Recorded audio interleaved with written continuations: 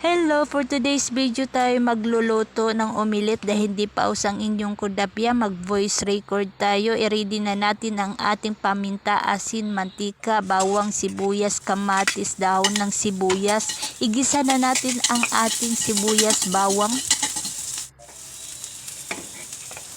Halu-haluin lang natin na baka masunog. Isunod natin ang ating kamatis. Ilagay na natin lahat. Kunti lang yan. Ihalo lang natin sa egg, itapping. Gusto ko pala magpasalamat sa nanonood na video namin sa YouTube channel. Naka 643 views, 33 likes, 8 share, 2 comments, 17 subscriber. Bago lang kasi ako nag-vlog February 2, tanda ko yun. Heartbroken ako noon kaya para malibang ako nag-vlog ako. O tama na. Huwag kayo masyadong maritis. Kung sino mang yun nag-views, like, share, comments, nag-subscribe, salamat sa inyo. Kunin muna natin ang mga ginisa nating sibuyas, bawang, kamatis dahil isusunod natin ang itlog. Diyan natin lulutuin dahil malinis naman yan. Pang isang tao lang yan kaya ganyan kakunti. Isunod natin itlog, ibatil na natin. Isa lang itlog ang ginamit. Dahil ayaw nila ng madaming itlog. Batilin lang natin ng maayos hanggat mawala yung puti. Ang salmo natin konti lang, panghalo lang yan sa mga ginisa nating gulay. Lutuin lang yan saglit, madali lang naman yan maluto. Nilagyan na yan ng asin.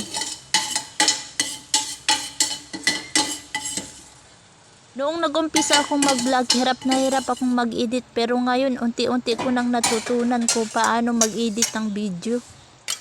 Ipaghalo lang natin ang ating salmon, kamatis, sibuyas, leeks. Lagyan natin ng konting mantika ang kalahaan natin dahil iluluto na natin ang egg. Painitin muna natin ang kalaha para hindi masira ang beauty. Ilagay na natin ang binatil nating itlog, ganyan lang. Antayin lang nating maluto. Ganyan lang magluto ng omelet pero nasa inyo yan kung ano ang ihahalo nyo sa itlog. Mukhang luto ng ating itlog.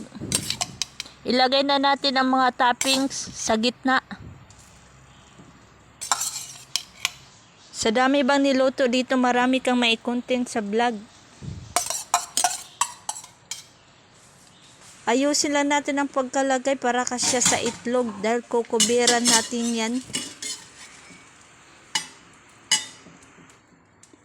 Kung gusto nyo magluto ng omelet, dalawahin nyo ng egg para hindi bitin sa pag-cover.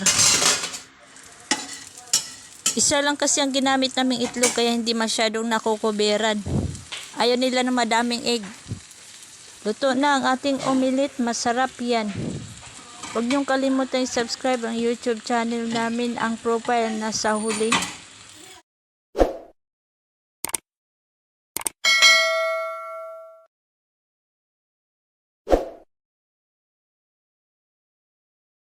Pindutin nyo na din yung bell, mag-like, mag-share, mag-comment para lagi kayong updated sa aming mga video. Thank you for watching.